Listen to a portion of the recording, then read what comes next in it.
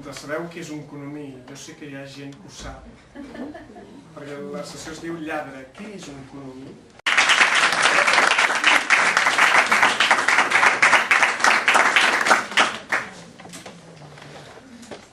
Pues sí, hoy es un día genial y vamos a hablar en esta primera canción de esos días geniales. Les voy a cantar una canción que se llama Días de Gracia también.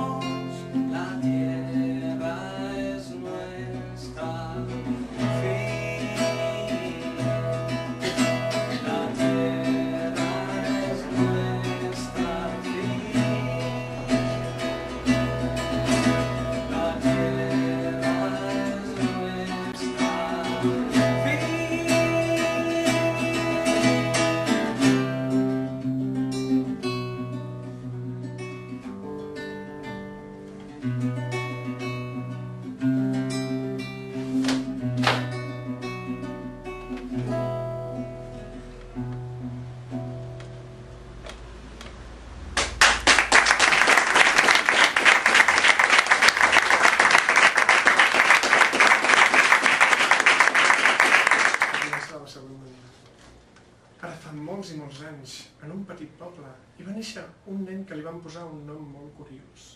Li van dir Ocellap. L'Ocellap, com fan tots els nens, va començar a créixer.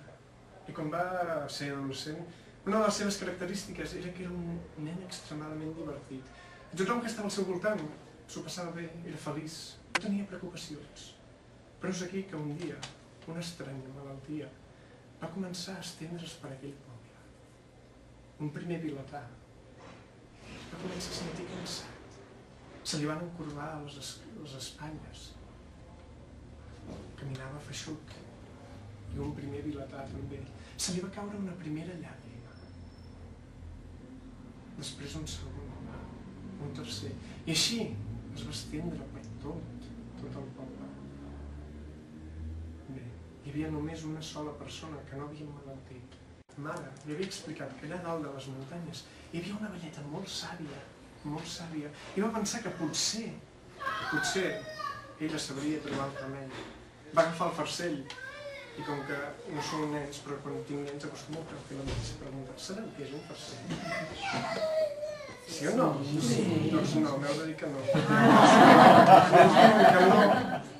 I a l'altra banda li va aparèixer una velleta, amb els cabells blancs, mig encorbada també.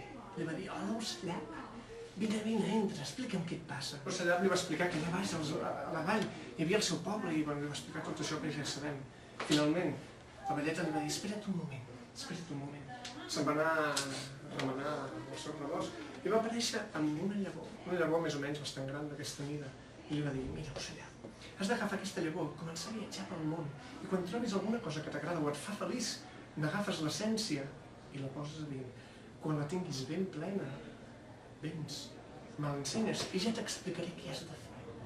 Després va arribar a un país on la gent no parava de fer trapelleries. S'ho passaven la mar de bé, però també eren realment piadosos, amables, perquè quan veien que algú no li havia agradat la trapelleria que li havia fet, doncs li demanaven disculpes i intentaven comportar-se d'una manera molt amable.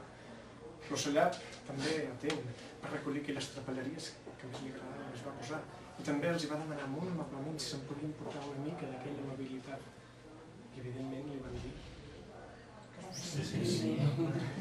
Com se va comportar com nens petits. Em van agafar. I mireu, el tercer país que va visitar es va trobar enmig d'un teatre, en una casa de contes.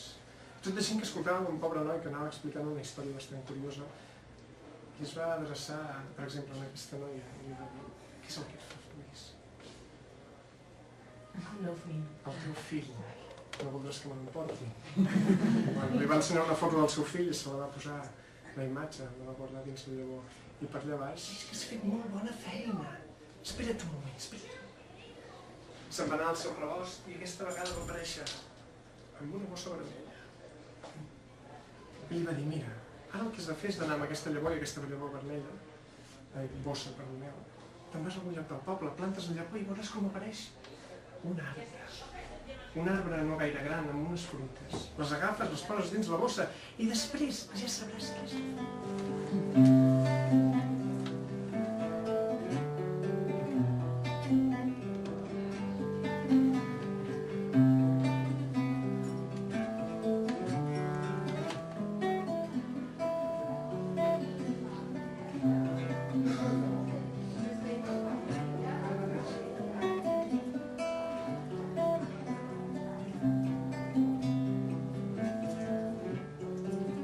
Soy dos extremos, voy y a veces vuelvo.